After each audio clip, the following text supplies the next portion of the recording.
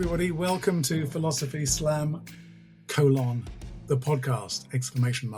Actually, it's probably Philosophy Slam ! The podcast. We hadn't discussed the punctuation, Robert. I would always felt it was a hyphen. Oh, really? Are you one of these people that feels that hyphens are a bit overused in life?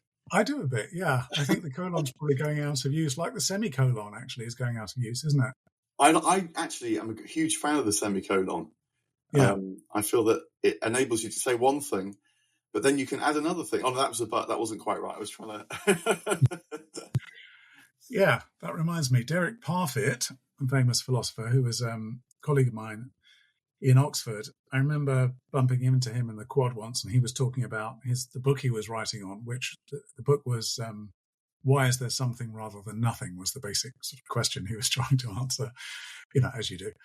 And as part of that conversation, he was talking about the difference between and but, the logical difference between and but. And he said, actually, there's no logical difference. It's just a difference of emphasis, because you're putting two propositions together. Mark is great, but he's wearing an orange top, right? Mark is great and he's wearing an orange top. Logically, There's no difference between those two statements, but the but leads you to a judgment, and the and doesn't lead you to a judgment. I thought that was quite interesting. It might be how you say it. And he's wearing, anyway. Well, yes, indeed. Mark is great, but he's wearing an orange top. Actually, I'm not even sure it's orange. It's more like a russet colour. Yes.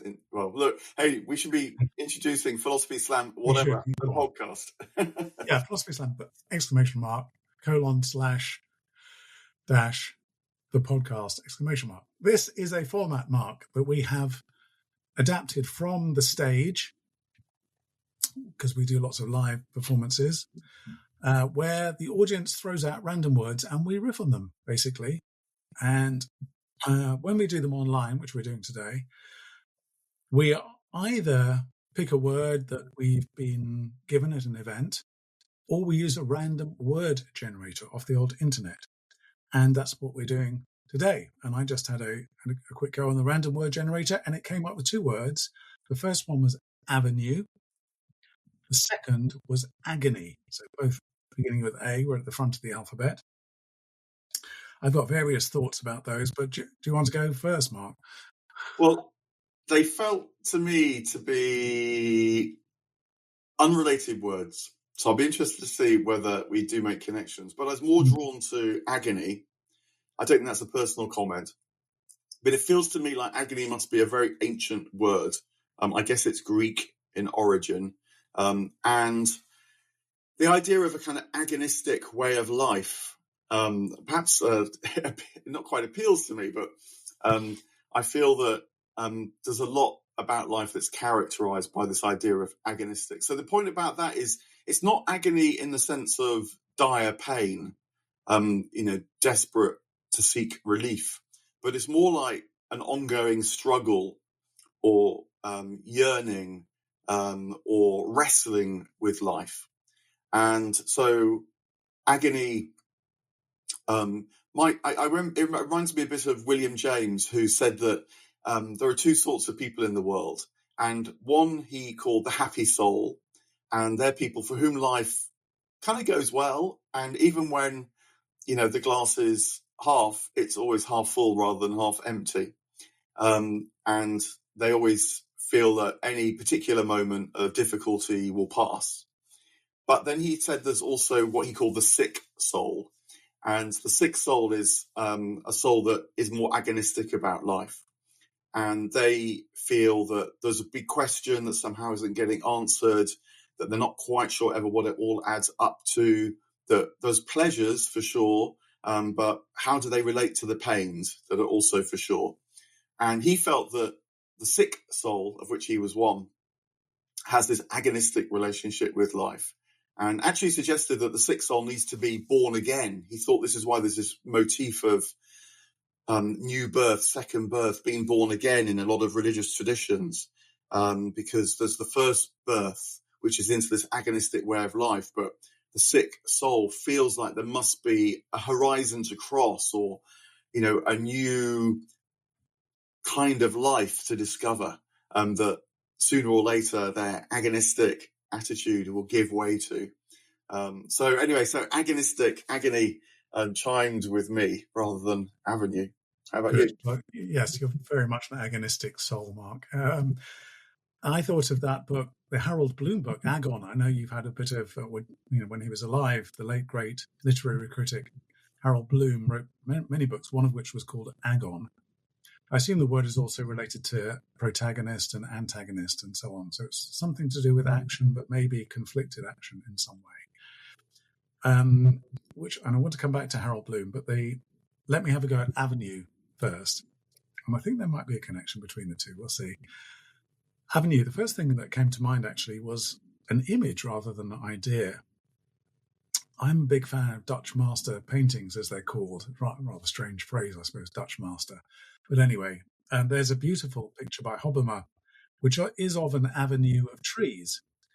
And if you think of the notion of the avenue of trees, I often think of, actually I associate that more with southern France, or even northern France for that matter. You're driving along a road between fields and it's overhung often by cypress trees. You might also think actually of the paintings of Van Gogh.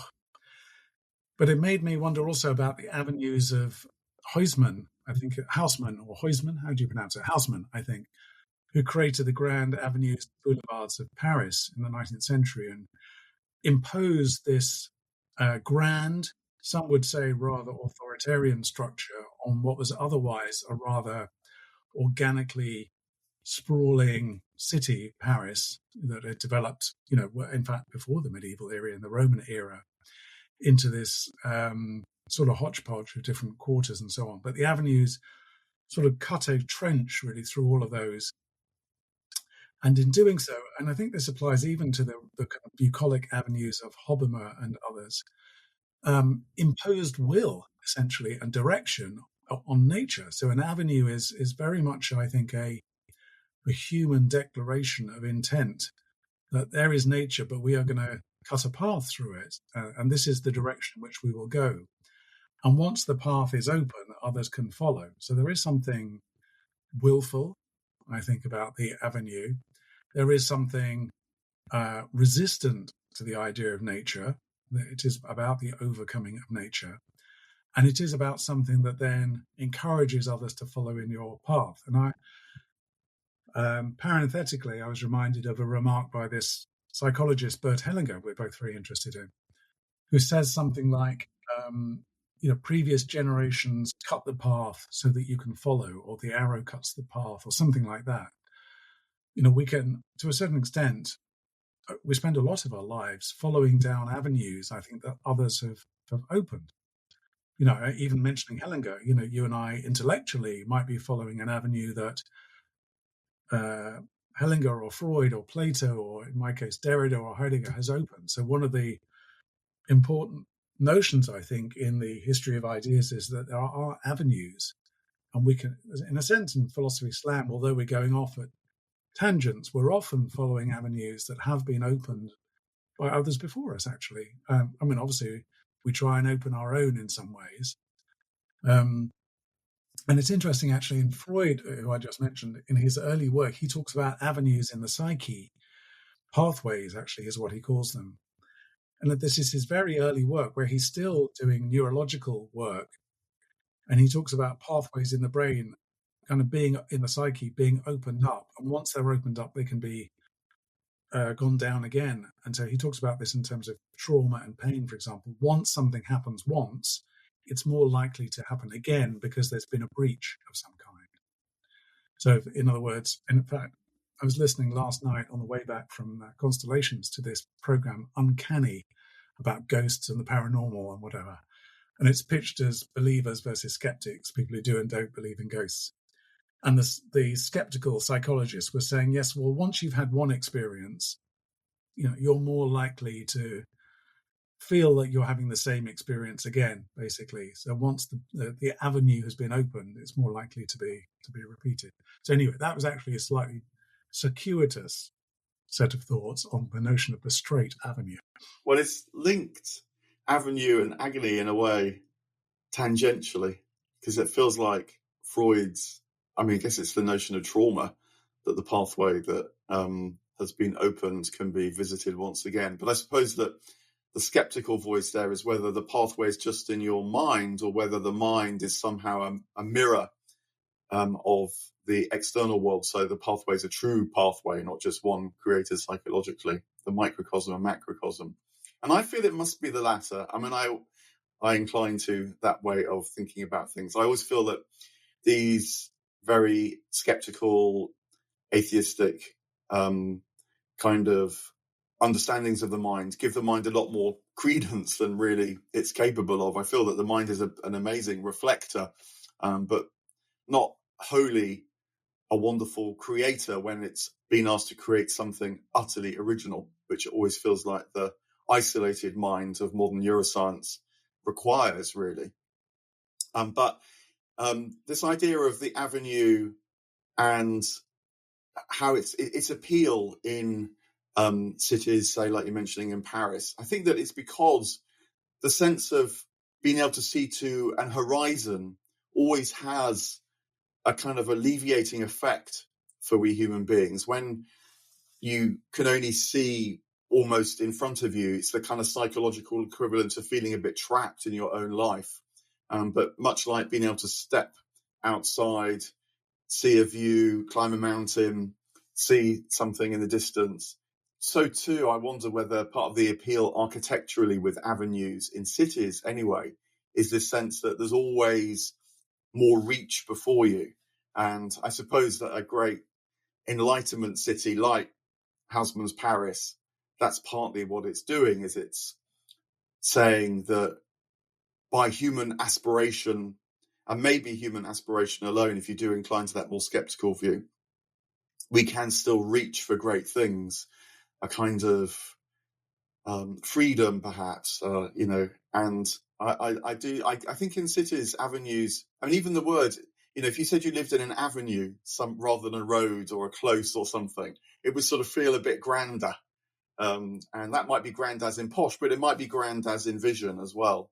But I also like what you were saying about the slightly darker side of avenues, because when you mentioned rural avenues in France, it reminded me of a road that I know quite well, actually, because we have friends who live at one end of it. It's in the south of France, just south of Toulouse, very beautiful part of the country. And there's these long avenues down valleys with plane trees quite closely planted on either side. And at first, when you approach the avenue, it does look tremendous because reaching not in a completely straight line, but it even has a bit more of appeal because it sort of disappears sometimes and then reappears a bit further down the valley. You can see your pathway lying ahead of you, and it feels like you're following this pathway of light and greenery and fecundity, because it's a valley and it has that kind of sense of life about it. Except I remember once being told by a local, you need to be very careful when you're driving down these avenues of plane trees, because the temptation is to go a little bit fast. But if you crash on one of these avenues, the plane tree will not give at all. It can cope with any impact of a car. And so you'll be the one that bears the crunch. And immediately my mind's flipped from this sort of pathway avenue of life to this kind of tunnel of death, where if, one split second slip in your car and you would meet your end up against a plane tree that would absorb all the momentum and reflect it straight back into your tin can. So avenues and agony. See, it's my sixth soul again, you see. Immediately I go to those kind of connections. Well, Mark, to me, it sounds like you might need an agony aunt. And I was just thinking about that phrase as you were talking. Why aunt? Why agony aunt? Obviously, it's alliteration. But the notion of the agony aunt is somebody you would turn to when you need advice or consolation or sympathy or extra ear to listen to you. And I suppose it's the kind of the early, more social version of the therapist. The agony aunt is the figure, first of all, maybe literally as an aunt. Then in the newspapers, you write to the agony aunt because you've got a problem in your relationship or something. And then we have psychotherapists, you're a psychotherapist, and so on. So I think, the agony aunt is the antecedent in a way of the of the therapist.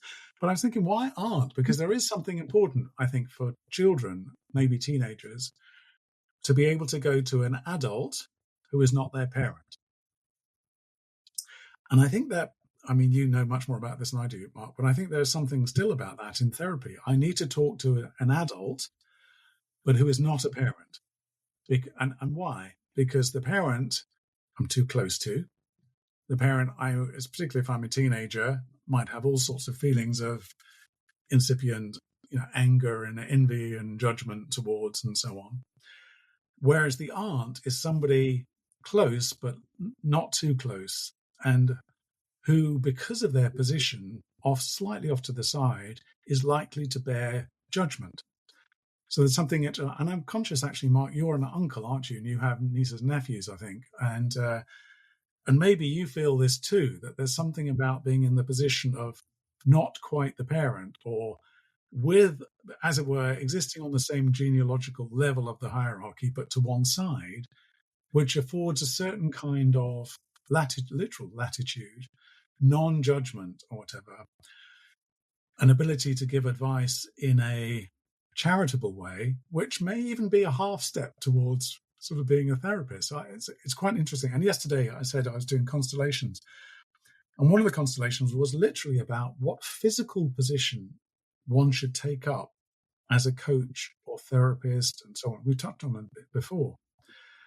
There was a woman there really asking how to position herself with regard to clients. And we ended up talking about, well, actual body language. Where should you physically be? Should you face them? Should you stand next to them? Should you be at an angle? And so on. And it strikes me that the agony aunt is rather well positioned, because the parent might be directly in front of you, as it were, or directly behind. But the aunt or uncle might be slightly off to the side. And that allows for the agony to be expiated in some way or purged without the judgment that might come with it.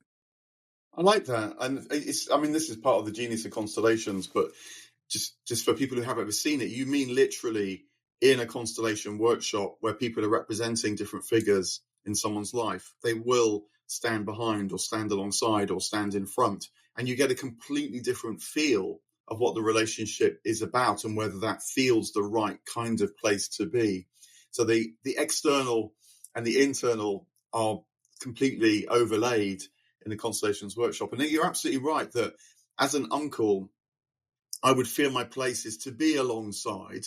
The main direction of travel, as it were, is through the line of my nephew or niece. So I'm accompanying them. It would feel wrong if somehow they were supposed to be accompanying me.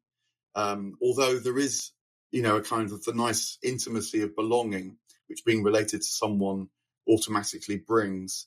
But I was also thinking of my favourite agony aunt, as you were talking, who is the agony aunt Virginia Ironside. And she writes for the Idler magazine that I do a lot with and write for. And for her, I think the agony aunt is not so much the person that hears your agony, but that offers agony back as a way of wrestling with the problem. So her kind of signature response to someone who writes in and says, I'm with my partner, but our relationship has been bumping along the bottom for too long, and I don't know what to do about it. It feels like, they're interested in one thing, I'm interested in another, and we barely come together. She, rather than saying, maybe you're trying to find your own path and all that, she would say, have you ever sat down in a room for more than 10 minutes together and actually tried to have a conversation? So she would throw you immediately into the agony that perhaps you need to face. And so maybe that's a kind of freedom that the aunt allows, that the aunt too is someone who kind of is on your side, but also, because they're not with you all day, every day, is able to say something to you that is a bit challenging, that it's not quite a judgment, but it is at least maybe the thought that you couldn't quite dare say yourself that might be quite obvious, like, do you actually ever try and have a conversation anymore in a relationship that feels that it's falling apart? That's wonderful. And so maybe the agony aunt opens up new avenues of possibility, but it's the one that veers off to the left when you thought you'd much prefer to keep walking straight ahead. Yeah, brilliant, Mark. Thank you very much. That's good. Well, shall we? I think we've reached the end of the avenue here. We're coming to a T-junction, or even a dead end, but certainly the end of the podcast. So we'll leave it there for now. Thank you very much, Mark. Thank you, everybody, for listening to us. You know the drill. Like, subscribe. Look at Mark's website, markvernon.com. Do buy his amazing new book on William Blake as well. Or if you're listening to this in the future, which you will be, maybe not new book, but soon to be classic book, Mark Blake. God, that was an interesting Friday. Not quite yet. William Blake. Maybe I can leap in and say, also look at Robert's website, Robert Rowland Smith. And if you're interested in the constellations, have a look at the workshops that he offers. And if you know about it already, you probably love it already. If you don't, and you do want to step down a different pathway, discover another avenue that was there all along and you never even knew it existed, Constellations is transformative. I say that quite straightforwardly and honestly. It is transformative. So have a look at Robert's website as well. Brilliant. Thank you, everybody.